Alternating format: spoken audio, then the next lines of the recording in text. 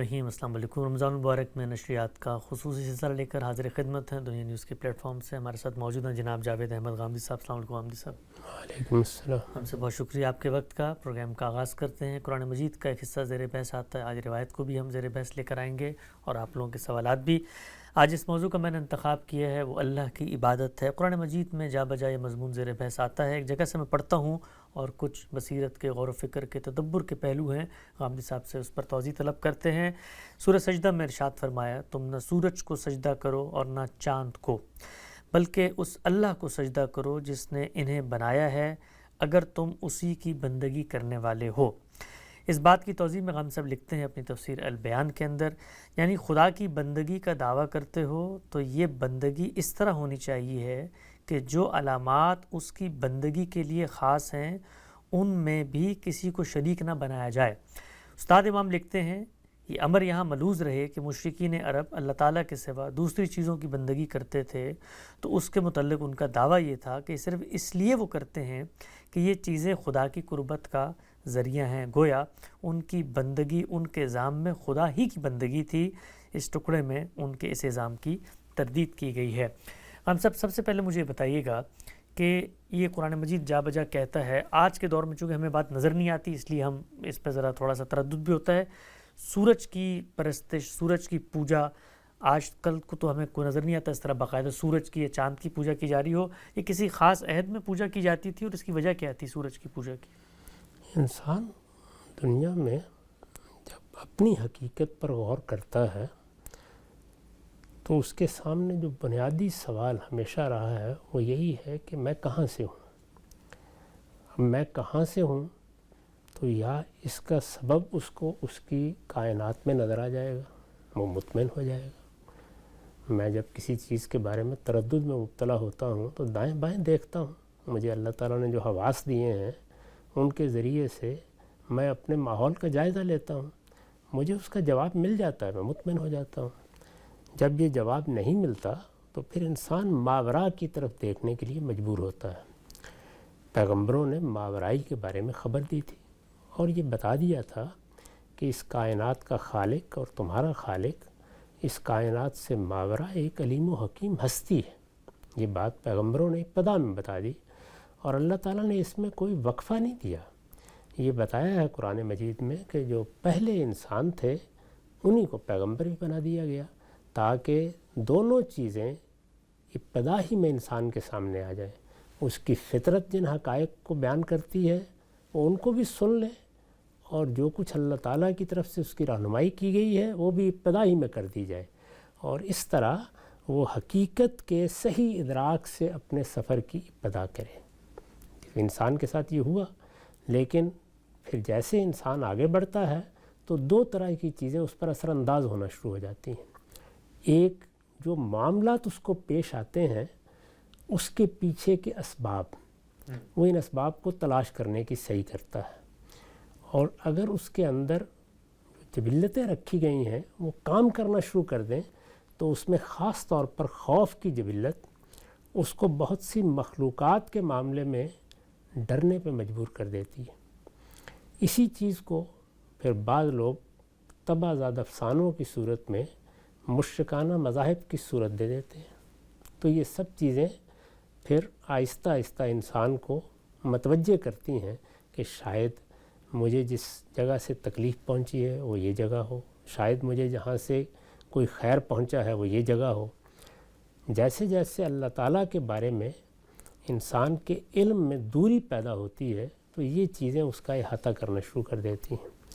شرک کیسے پیدا ہوتا ہے اس پر میں نے بعض موقعوں پر بڑی تفصیلی گفتگویں کی ہیں، اور یہ بتایا ہے کہ انبیاء علیہم السلام کی امتوں میں تو اس کی ابتدا فرشتوں کے تصور سے، جنات کے تصور سے ہوتی ہے، جیسے کہ قرآن مجید نے واضح کر دیا ہے۔ لیکن جب زمانہ فترت بہت طویل ہو جاتا ہے تو یہی چیزیں دیوی دیوتاؤں کی صورت اختیار کر لیتی ہیں۔ اس میں پھر مظاہر فطرت بھی انسان پر اثر انداز ہو رہے ہیں، وہ متوجہ کر لیتے ہیں، اور اس میں اگر آپ دیکھیں تو سب سے بڑھ کر سورج اور چاند ہی ہمارے سامنے آتے ہیں، یعنی گویا دور بھی ہیں اور دور ہیں اور وہاں سے حدت پہنچ رہی ہے، وہاں سے زندگی پہنچ رہی ہے، وہاں سے حرارت مل رہی ہے، وہاں سے روشنی مل رہی ہے۔ وہ انسان بڑی آسانی کے ساتھ ان کے بارے میں یہ سوچنے پہ مجبور ہو جاتا ہے کہ یہ بھی کوئی ہستیاں ہیں جن کا ظہور میں اس صورت میں دیکھ رہا ہوں۔ آخر کائنات کے بارے میں بھی تو بہت سے لوگوں نے یہ فلسفہ پیدا کر لیا کہ اس میں بھی ذات باری کا ظہور ہوا ہے۔ تو ایسے ہی ظہور کی علامتیں یہ شمس و قمر بھی بنے ہیں ایک خاص دور میں، اور پھر بہت بڑی بڑی تہذیبوں میں اس کو اختیار کر لیا گیا۔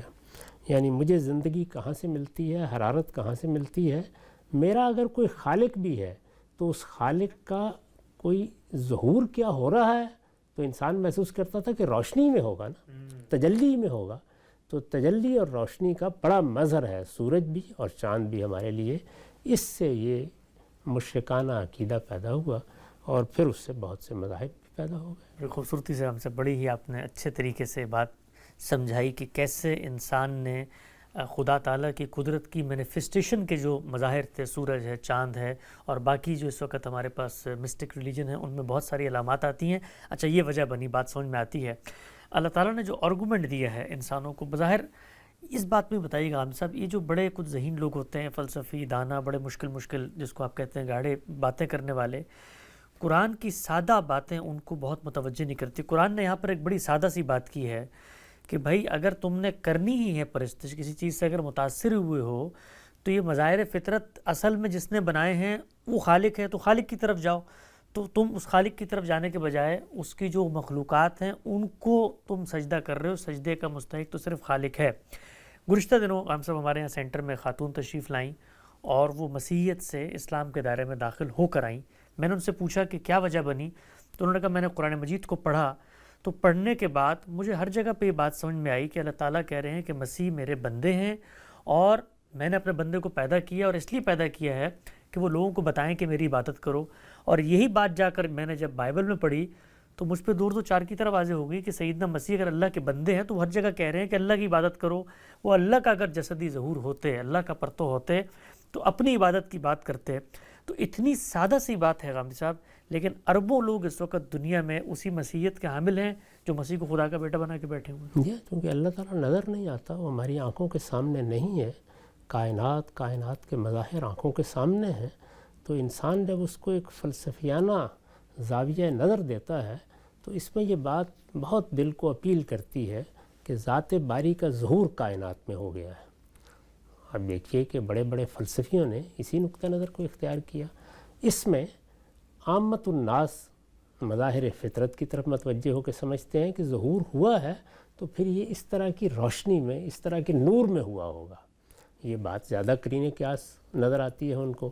اسی طرح پھر جو بڑی غیر معمولی شخصیتیں ہیں جیسے کہ سیدنا مسیح کی شخصیت ہے، ان کے بارے میں بھی اگر یہ کہا جائے کہ یہ دیکھیے بن باپ کے پیدا ہو گئے، اس طرح کے معجزات ان کے ہاتھ پر صادر ہوئے، اس وجہ سے یہ ہوا ہے پھر کہ ایک انسان کی صورت میں بھی جو بظاہر ہمیں انسان نظر آتا ہے، ذات باری کا ظہور ہوا ہے۔ انسان کو یہ بات اپیل کرتی ہے، اس لیے وہ اس جانب متوجہ ہو جاتا ہے۔ قرآن مجید نے بتا دیا کہ یہ سب میرے بندے ہیں اور عاجز بندے ہیں، یہ کائنات میری تخلیق ہے اور یہ کچھ بھی نہیں، یعنی میرے ایک کلمے سے یہ پوری کائنات وجود میں آ گئی ہے، اور میرے ایک نفخ سے وہ تمام مخلوقات وجود میں آ گئی ہیں جو ارادہ و اختیار و علم و عقل رکھتی ہیں۔ اس وجہ سے مسیح اس کے سوا کچھ نہیں کہ وہ میرا کلمہ ہے اور روح منہ، یہ بات واضح کر دی۔ اور یہ کہا کہ جب وہ سب کچھ میری طرف سے ہے، میری تخلیق ہے، تو پھر میں ہوں تمہارا پروردگار، خالق بھی میں ہوں، رب بھی میں ہوں، بادشاہ بھی میں ہوں، اور تمہارا الہ اور معبود بھی۔ اور جب میں ہوں تو پھر عبادت بھی میری ہونی چاہیے۔ نقطہ بالکل واضح ہو گیا۔ اچھا خان صاحب، ایک چھوٹی سی توضیح یہاں پہ میں پوچھنا چاہتا ہوں۔ بائبل کا جب ہم مطالعہ کرتے ہیں، ظاہری بات ہے بائبل جو ہے وہ تاریخ پر بھی مشتمل ہے، فقہی اجتہادات جو ان کے بڑے علماء نے کیے، اور اس میں کلام مقدس بھی ہے، ان سب کا مجموعہ ہے۔ بائبل میں تو کوئی ایک ایسی آیت بھی نہیں ہے کہ جس میں یہ کہا گیا ہو کہ مسیح کو اللہ کا ساجی، ہمسر، ہم پلہ تخلیق میں یا تدابیر امور میں ساتھی یا سبارڈینیٹ سمجھا جائے۔ وہ تو بالکل اس کی نفی میں کھڑی ہوئی ہے، لیکن ایک غلط فہمی ہوتی ہے ایک تعبیر سے، جہاں پر ابن اللہ کی تعبیر اختیار کی جاتی ہے، اللہ کے بیٹے کی تعبیر اختیار کی جاتی ہے۔ یہ کوئی ادبی تعبیر تھی، اس کا پس منظر کیا ہے جس سے بہت بڑی غلط فہمی لوگوں کو ہوئی ہے اور لوگ شرک کی طرف گئے ہیں؟ اللہ تعالیٰ نے جو کتابیں نازل کی ہیں ان سب میں ادب عالیہ کے اسالیب اختیار کیے گئے ہیں۔ تو اس طرح کے اسالیب اگر ان لوگوں کے ہاتھ آ جائیں جو ادب کو نہیں سمجھتے، تو وہ بعض اوقات ایسی ہی توجیحات ان کی کر لیتے ہیں جو پھر شرک پیدا کرنے کا باعث بن جاتی ہیں۔ یہ اللہ تعالیٰ کی طرف سے محبوبیت کا اظہار ہے، ہم بھی کرتے ہیں۔ یہ بارہ ہوتا ہے کہ ہمارے بطن سے یا ہمارے نطفے سے کوئی بچہ نہیں پیدا ہوا ہوتا، لیکن ایک قریبی تعلق کے اظہار کے لیے کہ تم میرے بیٹے ہو، دھرتی کو کہتے ہیں ماں۔ وہاں اصل میں یہ ایک مجازی اسلوب ہوتا ہے جو اختیار کیا جاتا ہے۔ مجاز کے اسالیب ادب کی جان ہے، انہی کی بنیاد کے اوپر ایک کلام میں روح پیدا ہوتی ہے۔ یہ جو باپ کا اسلوب اختیار کیا گیا ہے بعض جگہوں پر اللہ تعالیٰ کے لیے، وہ بھی اسی مقصد سے ہے، لیکن لوگوں نے اس کو یہ معنی پہنا رہی ہے۔ اس طرح کا معاملہ قرآن کی آیتوں کے ساتھ بھی ہوتا رہتا ہے۔ نقطہ بالکل واضح ہو گیا، اللہ ہی کی عبادت کرنی ہے، اللہ کے ساتھ کسی کو شریک نہیں ٹھہرانا۔ قرآن مجید میں یہ مضمون جا بجا زیر بحث آتا ہے۔ سورہ توبہ کی ایک آیت بھی میں آپ حضرات کی خدمت میں رکھتا ہوں۔ ارشاد فرمایا، اللہ کے سوا انہوں نے اپنے فقیہیوں اور راہبوں کو رب بنا ڈالا، اور مسیح ابن مریم کو بھی درا حال ہے کہ انہیں ایک ہی معبود کی عبادت کا حکم دیا گیا تھا، اس کے سوا کوئی الہ نہیں، وہ پاک ہے ان چیزوں سے جنہیں وہ شریک ٹھہراتے ہیں۔ ہم صاحب نے اس کی توضیح میں لکھا ہے کہ اس کے اندر توحید کی نہایت واضح اور منطقی دلیل بھی موجود ہے، اور وہ یوں کہ کسی چیز کی مسلم اور بنیادی صفات سے بالکل متناقض صفات کا اس کے ساتھ جوڑ ملانا بالبلاہت خلاف عقل ہے۔ اس اصول کے مطابق خدا کا کسی کو شریک ٹھہرانا اس کی شان الوہیت کے منافی ہے، کیونکہ اس سے اس کی مسلمہ صفات کی نفی لازم آتی ہے۔ بڑا اچھا ہم سبھی نقطہ آپ نے یہاں پر بیان کیا کہ اگر میں کہتا ہوں کہ جی میں مطلق العنان ہوں، اور آگے سے آپ اگر کہتے ہیں کہ یہ شخص بھی اس معاملے میں اس کا ساجی، اس کا سبارڈینیٹ، اس کا ہم پلہ، اس کا ہمسر ہے، تو پھر میں مطلق العنان کیسا رہا، پھر میں خدا ہی کیسا ہوا اگر میرا کوئی شریک موجود ہے؟ قرآن نے جگہ جگہ اس طرف توجہ دلائی ہے کہ آخر یہ تو مجھے بتانا تھا کہ میں نے کسی کی مدد حاصل کی ہے، یہ تم نے اپنے طور پر کیسے فرض کر لیا؟ اگر تم مجھے پروردگار مانتے ہو، مجھے رب مانتے ہو، مجھے اس کائنات کا بادشاہ مانتے ہو، تو پھر یہ ممکن کیسے ہے کہ میرے ساتھ کچھ دوسروں کو بھی شریک کر دو؟ یعنی یہ کوئی تمہارے ہاں کی نظر نیاز ہے کہ جس میں تم نے محلے والوں کو بھی بلا لیا ہے؟ یہ تو مجھے بتانا تھا۔ تو اسی لیے جگہ جگہ توجہ دلائی ہے کہ اگر میرا کوئی شریک ہوتا تو سب سے پہلے میں لوگوں کو اطلاع دیتا۔ تو اللہ تعالیٰ کی کتابوں میں ایسی کوئی بات نہیں ہے، نہ تورات میں، نہ انجیل میں، نہ قرآن میں، وہ سب ہمارے سامنے ہیں، ان میں ان تمام تصورات کی تردید کی گئی ہے۔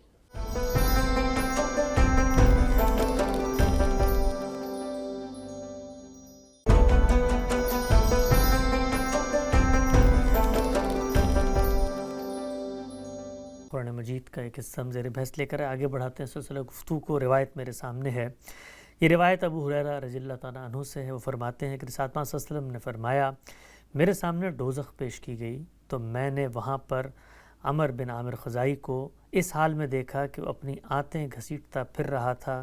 یہ وہی شخص ہے جس نے سب سے پہلے ابراہیم علیہ السلام کے عہد کو بدل ڈالا اور جانور کو سائبہ کرنے کی رسم ڈالی۔ ہم صاحب نے اس بات کی توضیح میں لکھا ہے، یعنی یہ رسم کہ اونٹنی کو منت پوری ہو جانے کے بعد آزاد چھوڑ دیا جائے گا۔ یہ ظاہر ہے کہ ایک مشرکانہ رسم تھی جس کی ابتدا اس شخص نے کی۔ روایت سے معلوم ہوتا ہے کہ رسول اللہ صلی اللہ علیہ وسلم کو اس کی یہ حالت اس لیے دکھائی گئی کہ لوگوں پر شرک و بدعت کی شناخت واضح ہو اور وہ ان کی ہر آلائش سے اپنے دین کو پاک رکھنے کی کوشش کریں، پھر وہ لوگ بھی متنبع رہیں جو آپ کے بعد آپ کی امت میں اس طرح کی رسمیں ایجاد کرنے کی جسارت کریں گے۔ اچھا ہم سب یہ رسالت مآب صلی اللہ علیہ وسلم ظاہری بات ہے بنی اسماعیل کے اندر پیدا ہوئے، بنی اسماعیل سیدنا ابراہیمی کی ذریت ہے جہاں پر ان کو آباد کیا گیا۔ 2 بیٹے تھے، بنی اسرائیل اور بنی اسماعیل۔ اسحاق کو وہاں کنعان کی سرزمین میں اور اسماعیل کو یہاں پر۔ تو یہ یہاں پر اس کا مطلب بہت لمبا عرصہ توحید پہ یہ لوگ کھڑے رہے، اور اس شخص نے شرک کی ابتدا کی رسول اللہ سے پہلے، کہ کتنا پرانا یہ تاریخ بتاتی ہے؟ کچھ زیادہ پرانے لوگ نہیں ہیں، 2-3 صدیاں ہیں جس میں شرک پیدا ہوا ہے اور پھر بہت بڑے پیمانے پر پھیل بھی گیا، یہاں تک کہ لوگوں نے شرک کو ایک مذہب کے طور پر اختیار کر لیا۔ ورنہ اس سے پہلے ابراہیم علیہ السلام کی اولاد ہے، ان کے ہاں توحید ہی اصل چیز تھی، اور بیت اللہ توحید کا مرکز ہے۔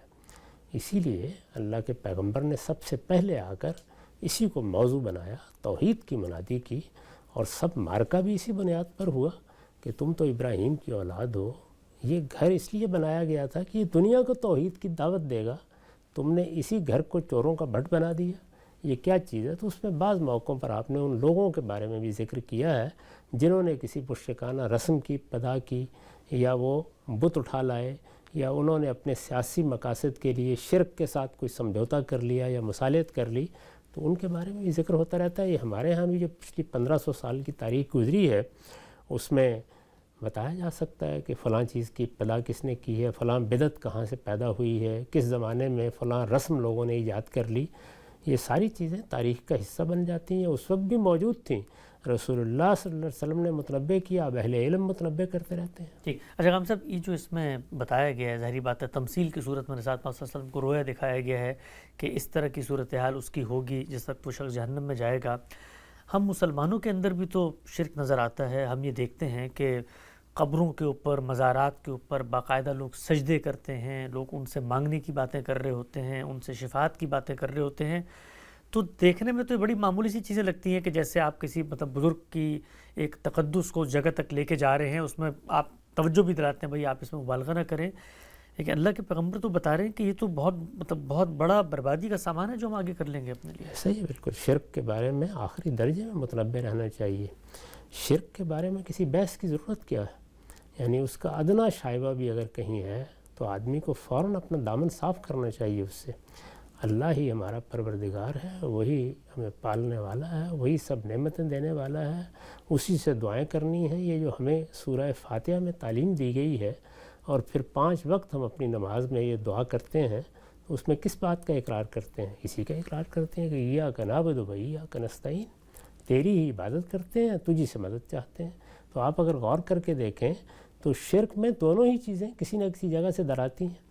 یعنی یا بندگی میں ہم کسی کو شریک کر بیٹھتے ہیں، یا کم سے کم بندگی نہ کر رہے ہوں تو مدد مانگنا شروع کر دیتے ہیں۔ یعنی اسباب و علل سے ماورا مدد ہم مانگتے ہیں تو ظاہر ہے کسی عقیدے کی بنیاد پر مانگتے ہیں۔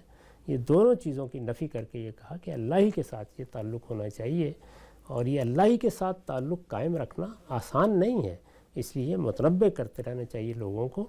ہمارے ہاں بھی یہ چیزیں پیدا ہوئی ہیں لیکن زیادہ تر تعویل کے طریقے پر ہیں، تو اس لیے بحث کرنا پڑ جاتی ہے، غلطی واضح کرنے کے لیے دلائل دینا پڑ جاتے ہیں۔ وہاں صورتحال یہ تھی کہ لوگ اس سے بھی آگے چلے گئے تھے اور انہوں نے ان چیزوں کو باقاعدہ اعتراف کے ساتھ اختیار کر لیا تھا کہ یہ شرک ہے، لیکن شرک ہی کی اللہ نے تعلیم دی ہے۔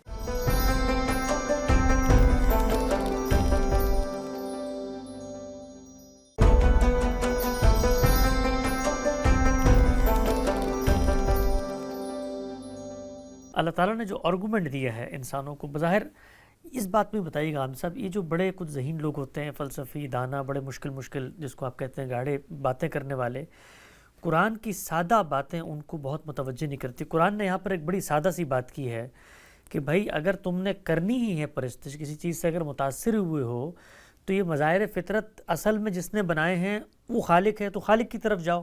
تو تم اس خالق کی طرف جانے کے بجائے اس کی جو مخلوقات ہیں ان کو تم سجدہ کر رہے ہو، سجدے کا مستحق تو صرف خالق ہے۔ گزشتہ دنوں ہم سب ہمارے یہاں سینٹر میں خاتون تشریف لائیں اور وہ مسیحیت سے اسلام کے دائرے میں داخل ہو کر آئیں۔ میں نے ان سے پوچھا کہ کیا وجہ بنی، تو انہوں نے کہا میں نے قرآن مجید کو پڑھا، تو پڑھنے کے بعد مجھے ہر جگہ پہ یہ بات سمجھ میں آئی کہ اللہ تعالیٰ کہہ رہے ہیں کہ مسیح میرے بندے ہیں، اور میں نے اپنے بندے کو پیدا کیا، اور اس لیے پیدا کیا ہے کہ وہ لوگوں کو بتائیں کہ میری عبادت کرو۔ اور یہی بات جا کر میں نے جب بائبل میں پڑھی تو مجھ پہ دور تو چار کی طرف واضح ہو گئی کہ سیدنا مسیح اگر اللہ کے بندے ہیں تو وہ ہر جگہ کہہ رہے ہیں کہ اللہ کی عبادت کرو۔ وہ اللہ کا اگر جسدی ظہور ہوتے، اللہ کا پرتو ہوتے تو اپنی عبادت کی بات کرتے۔ تو اتنی سادہ سی بات ہے غامدی صاحب، لیکن اربوں لوگ اس وقت دنیا میں اسی مسیحیت کے حامل ہیں جو مسیح کو خدا کا بیٹا بنا کے بیٹھے ہوئے ہیں۔ جی، کیونکہ اللہ تعالیٰ نظر نہیں آتا، وہ ہماری آنکھوں کے سامنے نہیں ہے۔ کائنات کے مظاہر آنکھوں کے سامنے ہیں، تو انسان جب اس کو ایک فلسفیانہ زاویہ نظر دیتا ہے تو اس میں یہ بات بہت دل کو اپیل کرتی ہے کہ ذات باری کا ظہور کائنات میں ہو گیا ہے۔ اب دیکھیے کہ بڑے بڑے فلسفیوں نے اسی نقطہ نظر کو اختیار کیا۔ اس میں عامت الناس مظاہر فطرت کی طرف متوجہ ہو کے سمجھتے ہیں کہ ظہور ہوا ہے تو پھر یہ اس طرح کی روشنی میں، اس طرح کے نور میں ہوا ہوگا۔ یہ بات زیادہ قرین قیاس نظر آتی ہے ان کو۔ اسی طرح پھر جو بڑی غیر معمولی شخصیتیں ہیں جیسے کہ سیدنا مسیح کی شخصیت ہے، ان کے بارے میں بھی اگر یہ کہا جائے کہ یہ دیکھیے بن باپ کے پیدا ہو گئے، اس طرح کے معجزات ان کے ہاتھ پر صادر ہوئے. اس وجہ سے یہ ہوا ہے پھر کہ ایک انسان کی صورت میں بھی جو بظاہر ہمیں انسان نظر آتا ہے ذات باری کا ظہور ہوا ہے. انسان کو یہ بات اپیل کرتی ہے، اس لیے وہ اس جانب متوجہ ہو جاتا ہے. قرآن مجید نے بتا دیا کہ یہ سب میرے بندے ہیں اور عاجز بندے ہیں. یہ کائنات میری تخلیق ہے اور یہ کچھ بھی نہیں، یعنی میرے ایک کلمے سے یہ پوری کائنات وجود میں آ گئی ہے اور میرے ایک نفخ سے وہ تمام مخلوقات وجود میں آ گئی ہیں جو ارادہ و اختیار و علم و عقل رکھتی ہیں. اس وجہ سے مسیح اس کے سوا کچھ نہیں کہ وہ میرا کلمہ ہے اور روح من ہو. یہ بات واضح کر دی اور یہ کہا کہ جب وہ سب کچھ میری طرف سے ہے، میری تخلیق ہے، تو پھر میں ہوں تمہارا پروردگار. خالق بھی میں ہوں، رب بھی میں ہوں، بادشاہ بھی میں ہوں اور تمہارا الہ اور معبود بھی. اور جب میں ہوں تو پھر عبادت بھی میری ہونی چاہیے. بالکل واضح ہو گیا. اچھا خان صاحب ایک چھوٹی سی توضیح یہاں پر میں پوچھنا چاہتا ہوں. بائبل کا جب ہم مطالعہ کرتے ہیں، ظاہری بات ہے بائبل جو ہے وہ تاریخ پر بھی مشتمل ہے، فقہی اجتہادات جو ان کے بڑے علماء نے کیے اور اس میں کلام مقدس بھی ہے، ان سب کا مجموعہ ہے. بائبل میں تو کوئی ایک ایسی آیت بھی نہیں ہے کہ جس میں یہ کہا گیا ہو کہ مسیح کو اللہ کا ساجی، ہمسر، ہم پلہ تخلیق میں یا تدابیر امور میں ساتھی یا سبارڈینیٹ سمجھا جائے. وہ تو بالکل اس کی نفی میں کھڑی ہوئی ہے. لیکن ایک غلط فہمی ہوتی ہے ایک تعبیر سے، جہاں پر ابن اللہ کی تعبیر اختیار کی جاتی ہے، اللہ کے بیٹے کی تعبیر اختیار کی جاتی ہے. یہ کوئی ادبی تعبیر تھی، اس کا پس منظر کیا ہے جس سے بہت بڑی غلط فہمی لوگوں کو ہوئی ہے اور لوگ شرک کی طرف گئے ہیں؟ اللہ تعالیٰ نے جو کتابیں نازل کی ہیں ان سب میں ادب عالیہ کے اسالیب اختیار کیے گئے ہیں. تو اس طرح کے اسالیب اگر ان لوگوں کے ہاتھ آ جائے جو ادب کو نہیں سمجھتے تو وہ بعض اوقات ایسی ہی توجیحات ان کی کر لیتے ہیں جو پھر شرک پیدا کرنے کا باعث بن جاتی ہیں. یہ اللہ تعالیٰ کی طرف سے محبوبیت کا اظہار ہے، ہم بھی کرتے ہیں. یہ بارہ ہوتا ہے کہ ہمارے بطن سے یا ہمارے نطفے سے کوئی بچہ نہیں پیدا ہوا ہوتا، لیکن ایک قریبی تعلق کے اظہار کے لیے کہ تم میرے بیٹے ہو. دھرتی کو کہتے ہیں وہاں اصل میں یہ ایک مجازی اسلوب ہوتا ہے جو اختیار کیا جاتا ہے. مجاز کے اسالیب ادب کی جان ہے، انہی کی بنیاد کے اوپر ایک کلام میں روح پیدا ہوتی ہے. یہ جو باپ کا اسلوب اختیار کیا گیا ہے بعض جگہوں پر اللہ تعالیٰ کے لیے، وہ بھی اسی مقصد سے ہے، لیکن لوگوں نے اس کو یہ معنی پہنا رہی ہے. اس طرح کا معاملہ قرآن کی آیتوں کے ساتھ بھی ہوتا رہتا ہے. نقطہ بالکل واضح ہو گیا. اللہ ہی کی عبادت کرنی ہے، اللہ کے ساتھ کسی کو شریک نہیں ٹھہرانا. قرآن مجید میں یہ مضمون جا بجا زیر بحث آتا ہے. سورہ توبہ کی ایک آیت بھی میں آپ حضرات کی خدمت میں رکھتا ہوں. ارشاد فرمایا، اللہ کے سوا انہوں نے اپنے فقیہیوں اور راہبوں کو رب بنا ڈالا اور مسیح ابن مریم کو بھی، درا حال ہے کہ انہیں ایک ہی معبود کی عبادت کا حکم دیا گیا تھا، اس کے سوا کوئی الہ نہیں، وہ پاک ہے ان چیزوں سے جنہیں وہ شریک ٹھہراتے ہیں. عام صاحب نے اس کی توضیح میں لکھا ہے کہ اس کے اندر توحید کی نہایت واضح اور منطقی دلیل بھی موجود ہے، اور وہ یوں کہ کسی چیز کی مسلم اور بنیادی صفات سے بالکل متناقض صفات کا اس کے ساتھ جوڑ ملانا بالبلاہت خلاف عقل ہے. اس اصول کے مطابق خدا کا کسی کو شریک ٹھہرانا اس کی شان الوہیت کے منافی ہے، کیونکہ اس سے اس کی مسلمہ صفات کی نفی لازم آتی ہے. بڑا اچھا ہم سب یہ نقطہ آپ نے یہاں پر بیان کیا کہ اگر میں کہتا ہوں کہ جی میں مطلق العنان ہوں، اور آگے سے آپ اگر کہتے ہیں کہ یہ شخص بھی اس معاملے میں اس کا ساجی، اس کا سبارڈینیٹ، اس کا ہم پلہ، اس کا ہمسر ہے، تو پھر میں مطلق العنان کیسا رہا، پھر میں خدا ہی کیسا ہوا اگر میرا کوئی شریک موجود ہے؟ قرآن نے جگہ جگہ اس طرف توجہ دلائی ہے کہ آخر یہ تو مجھے بتانا تھا کہ میں نے کسی کی مدد حاصل کی ہے، یہ تم نے اپنے طور پر کیسے فرض کر لیا؟ اگر تم مجھے پروردگار مانتے ہو، مجھے رب مانتے ہو، مجھے اس کائنات کا بادشاہ مانتے ہو، تو پھر یہ ممکن کیسے ہے کہ میرے ساتھ کچھ دوسروں کو بھی شریک کر دو؟ یعنی یہ کوئی تمہارے ہاں کی نظر نیاز ہے کہ جس میں تم نے محلے والوں کو بھی بلا لیا ہے؟ یہ تو مجھے بتانا تھا. تو اسی لیے جگہ جگہ توجہ دلائی ہے کہ اگر میرا کوئی شریک ہوتا تو سب سے پہلے میں لوگوں کو اطلاع دیتا. تو اللہ تعالیٰ کی کتابوں میں ایسی کوئی بات نہیں ہے، نہ تورات میں، نہ انجیل میں، نہ قرآن میں. وہ سب ہمارے سامنے ہیں، ان میں ان تمام تصورات کی تردید کی گئی ہے. تعویل کرتے ہیں ہمارے یہاں مسلمانوں کے اندر بھی یہ چیز ہوتی ہے. ظاہری بات ہے اسی بنیاد پر ہم ان کی شناخت کے بارے میں یہ نہیں کہہ سکتے کہ یہ ہیں مشرک، وہ ہیں مسلمان، لیکن کوئی مشرکانہ فعل کر دیتے ہیں. تو تعویل تو قرآن مجید بتاتا ہے، بلکہ ہم نے اوپر پڑھا بھی تھا ابھی کہ وہ بھی کر رہے تھے جو وہاں پر شرک کر رہے تھے، وہ کہتے تھے ما نعبدوہ الا لیقربونا الی اللہ زلفیٰ. فرمایا سورہ زمر میں کہ بھئی ہم تو ان کی عبادت اس لیے کرتے ہیں کہ یہ اللہ ہی کے ہمیں قریب کر دیتے ہیں. تو ان کی تعویل کو تو اللہ نے نہیں مانا وہاں پہ. وہ تعویل بھی کرتے تھے بہت سی چیزوں کی، اور اس کے ساتھ اقرار بھی کرتے تھے. یعنی اقرار کی وجہ بیان کر رہے ہیں. اقرار کی وجہ بیان کر رہے ہیں، تو اس وجہ سے ان کو مشرک کہا ہے. لیکن اگر کوئی اس بات کا اقرار نہیں کرتا، یہ کہتا ہے کہ نہیں شرک تو بہت کبھی گناہ ہے، میں شرک کا کوئی تصور نہیں کر سکتا اور میں شرک کرتا بھی نہیں ہوں، یہ چیز تو اصل میں نے قرآن سے اس طرح سمجھی ہے، حدیث سے اس طرح سمجھی ہے، یا بزرگوں نے مجھے یہ بات اس طریقے سے سمجھائی یا بتائی ہے، یا ائمہ کی فلاں چیز سے میں نے یہ اخذ کیا ہے، تو یہاں پھر علمی گفتگو ہوگی. یہاں ہم اس پر حکم نہیں لگائیں گے. جو بات غلط ہے اس کو ہر حال میں غلط کہیں گے اور اس کی غلطی واضح کرنے کی بھی کوشش کریں گے. تو بالکل واضح ہو گیا. ہم سب آج کے نشست کا آخری سوال ہمارے سامنے موجود ہے. بڑا دلچسپ سوال ہے. ایک صاحب نے پوچھا کہ مختلف مساجد میں ہم نماز ادا کرتے ہیں، وہاں پر نماز کے بعد دعا کی جاتی ہے، اور اس دعا میں بسا اوقات بعض ملکوں کو، خاص قوموں کو یا کسی فرقے کے لوگوں کو کوئی بددعا دی جاتی ہے، تو سب آمین کر رہے ہوتے ہیں، ہم بھی آمین کرتے ہیں، تو ایسا آمین کرنے پر ہمیں کوئی سزا تو نہیں ہوگی؟ جس چیز کو آپ غلط سمجھتے ہیں اس پر آمین نہیں کرنا چاہیے. اب کوئی دعا کرتا ہے تو وہ دعا کر رہا ہے، اس نے جس چیز کو صحیح سمجھا اللہ تعالیٰ سے مانگ لیا. آپ اگر اس کو صحیح نہیں سمجھتے تو آپ کو اس پر آمین نہیں کہنا چاہیے. یہی صحیح طریقہ ہے. ٹھیک، تو اس موقع پہ آدمی خاموشی اختیار کر سکتا ہے. خاموشی اختیار کر لیں. بعد میں اگر سمجھانا ہو یا بات کرنی ہو یا اپنے اختلاف کا اظہار کرنا ہو تو اچھے شائستہ طریقے سے بعد میں کسی وقت مل کے کر لیں. کوئی ہنگامہ کرنے کی ضرورت نہیں ہوتی، اس لیے کہ ہر آدمی ایک رائے قائم کرتا ہے، اس کے پاس کوئی دلیل ہوگی اس بات کی. ہمیں چاہیے کہ جو دلیل ہمارے پاس ہے ہم اس کے سامنے پیش کریں اور کوشش کریں کہ اپنی بات استدلال کے ساتھ کہیں. نقطہ بالکل واضح ہو گیا ہے. رمضان کے اندر نشریات کا خصوصی سلسلہ جاری تھا، وقت یہاں پہ ختم ہوتا ہے. دوبارہ حاضر خدمت ہوں گے. اب تک آپ کا بہت شکریہ.